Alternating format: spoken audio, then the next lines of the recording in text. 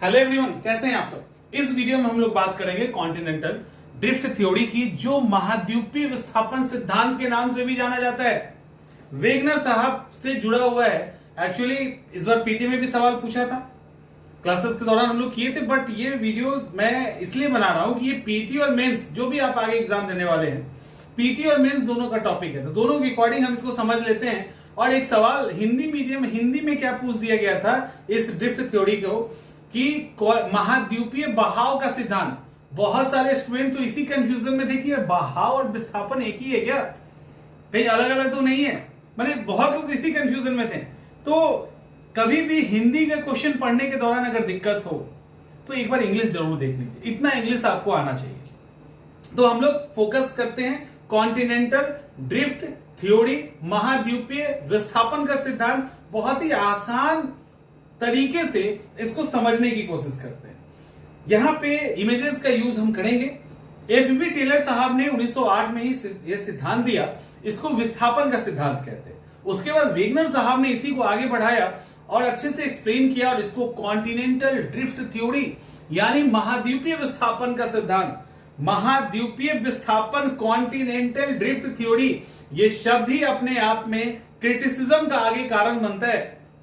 तो पीटी और मेंस दोनों को फोकस करते हुए हम लोग इसको करेंगे। अब देखो, अच्छे से समझो, एकदम आराम से आसान भाषा में समझिए कि ये जो था, ये जो आप देख रहे हो ग्लोब, इसमें इस पे फोकस कीजिए, इस पे फोकस कीजिए।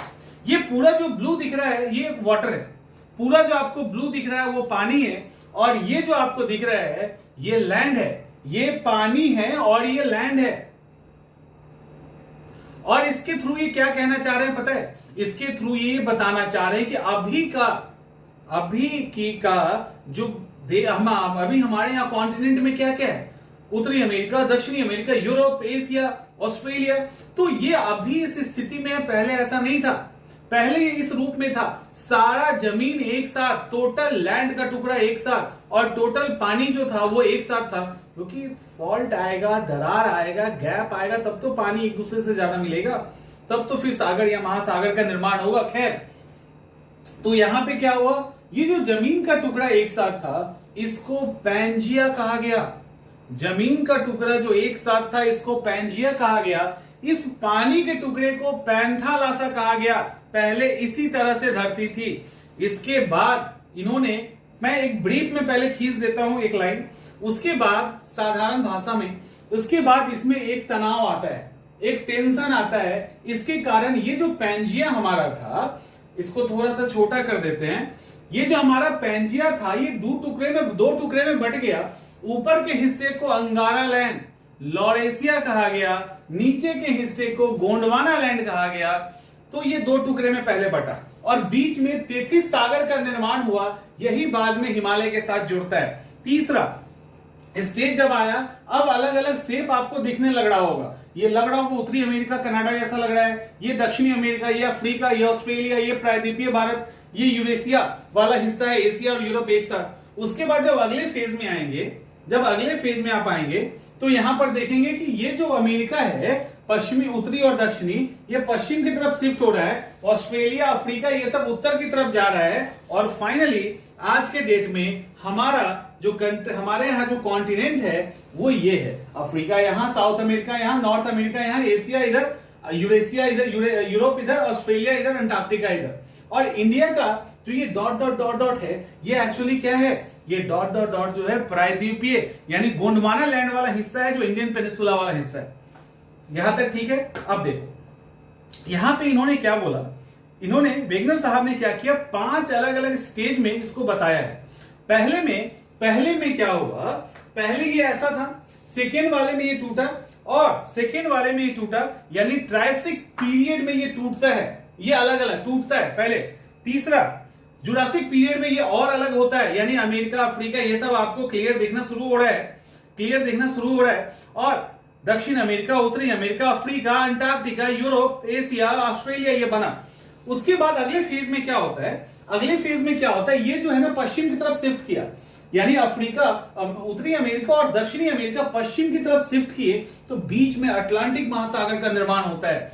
इसके बाद ये ऑस्ट्रेलिया उत्तर की तरफ, इंडियन पेनिसुला वाला हिस्सा उत्तर की तरफ, अफ्रीका, तो यहां पे हिंद महासागर इन सब का निर्माण होता है, ये बताने की कोशिश कर रहे हैं। और जो लास्ट स्टेज आता है यानी फिफ्थ वाला, उसके अंदर ये सब अपनी अपनी जगह पे शिफ्ट हो गए, लेकिन ये यहीं पे नहीं रुकते हैं। ये कहते हैं ये सारा फिर से जाके मिलेगा, ये सब एक बार फिर से मिलेगा और फिर एक बार ऐसी ही स्थिति आएगी। ऐसा इसलिए कहते हैं, इनके हिसाब से ये सारा कॉन्टिनेंट उत्तर की तरफ, नॉर्थ की तरफ शिफ्ट हो रहा है और फिर जाके ये नॉर्थ पे चिपक जाएगा, ऐसा इनका कहना है। यानी ऐसा कॉन्टिनेंटल ड्रिफ्ट थ्योरी में कौन कहते हैं? वेगनर साहब कहते हैं। क्या लगता है ऐसा होगा? देखते हैं। लेकिन पहले एक बात बताइए, क्या लगता है कि कोई भी सिद्धांत आता है, कोई भी प्रिंसिपल आता है, क्या इलॉजिकल आता है?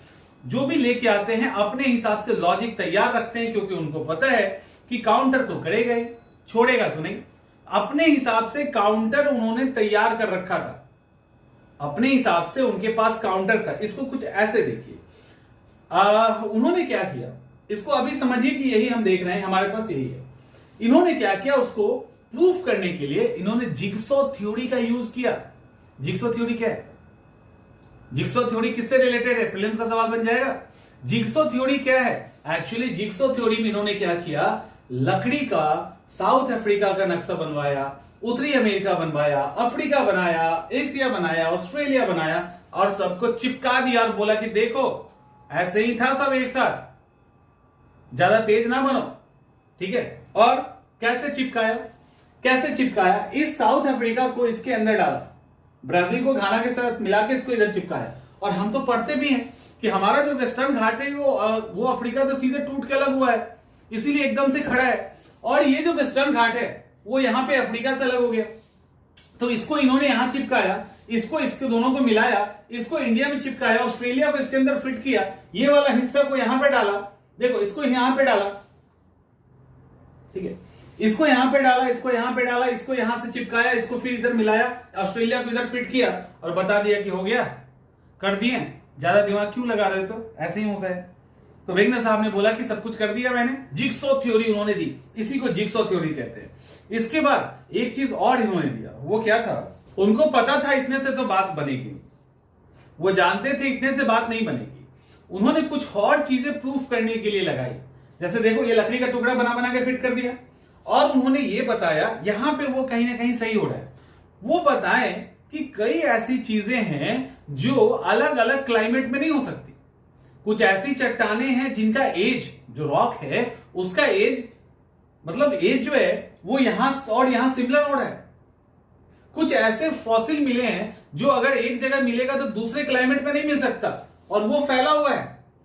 कुछ हिमालय यानी ग्लेशियर के द्वारा बनाई स्थलाकृति है जो कि अंटार्कटिका में तो हो सकता है लेकिन अफ्रीका में नहीं हो सकता, बट मिल रहा है। इसका मतलब है कहीं ना कहीं ये एक साथ होगा। जैसे ये साइन कैसे दिखा रहा है, जैसे ग्लोसोप्टेरिस, ये एक फॉसिल है, किसका? एक पौधा है, दिख रहा है यहां पे क्लियर, ये एक पौधा है, डिजाइन क्या है? ग्रीन। अब ये देखो ऑस्ट्रेलिया में भी, अंटार्कटिका में भी, और ये इंडियन जो है ना, ये मतलब एशिया वाला जो है, इंडिया वाला हिस्सा है वो है। इसके अलावा अफ्रीका में भी और साउथ अमेरिका के अंदर भी है। अरे भाई, तो ये एक ही साथ इतने जगह पे कैसे हो सकता है? उसके अलावा यहाँ पे मेसोसेरस, ये अफ्रीका में भी है और साउथ अमेरिका में भी है। उसके बाद लाइसोटोरस, ये भी आप देखो कि इतना फैला हुआ है। और एक चीज से तो आप इनकार नहीं कर सकते, वो कर सकते हैं ब्राजील का जो ब्राजील पे जो चट्टान है, जो रॉक है, वो सेम एज का चट्टान यहां अफ्रीका के घाना में, ब्राजील में जो सोने की सिराएं हैं, गोल्ड का जो वेन है, वो ब्राजील में जो है वही घाना में है। मिला दोगे कोई अंतर नहीं होगा। तो ये प्रूफ करने की कोशिश कर रहे हैं। कई सारी ग्लेशियर का स्ट्रक्चर जो हो ही नहीं सकता अफ्रीका में आज के डेट में, वहां पे है। और वो होगा कहां? अंटार्कटिका में। वो होगा कहां? बहुत ऊंचाई पे, बहुत ठंडी जगह पे, बट वहां अफ्रीका के अंदर है। तो ये कहना चाह रहे हैं इन सब चीजों से कि कॉन्टिनेंटल जो थ्योरी है उसके अंदर ये चीजें सही है, ये शिफ्ट कर रहा था। ठीक है, इतना तो कर दिया इन्होंने। ये इन्होंने इसके लिए क्या किया, लेमिंग्स का भी इन्होंने एग्जांपल दिया। इस आधार पर इन्होंने ये प्रूव करने की कोशिश की जो मैं कह रहा हूं वो बड़ा ही सही है, लेकिन मामला फंस गया। सवाल है कि मामला फंसा कहां? देखिए, मामला वहां फंसा कि इन्होंने क्या किया, इन्होंने एक चीज गड़बड़ कर दी। इन्होंने पहली गड़बड़ी जो की वो ये कर दी कि इन्होंने क्या कहा, इन्होंने कहा कि केवल कॉन्टिनेंट शिफ्ट हो रहा है, कॉन्टिनेंट ड्रिफ्ट कर रहा है, महाद्वीप बहाव कर रहा है, महासागर नहीं, ओशनिक ड्रिफ्टिंग नहीं हो रही है, कॉन्टिनेंट ड्रिफ्ट कर रहा है, पहला। और दूसरा इन्होंने बोला कि ये जो पैंजिया के अंदर जो टूट हुआ ना, जो भ्रंश आया, वो किसके कारण आया? तो वो चंद्रमा के ग्रेविटेशनल फोर्स के कारण आया, चंद्रमा की गुरुत्वाकर्षण शक्ति के कारण आया। दोनों ने एकदम से बर्बाद कर दिया इस थ्योरी को, एक और गड़बड़ कर दिया। वेगनर साहब थोड़ा सा यहां पे शांत रहते थे तो काम चल जाता।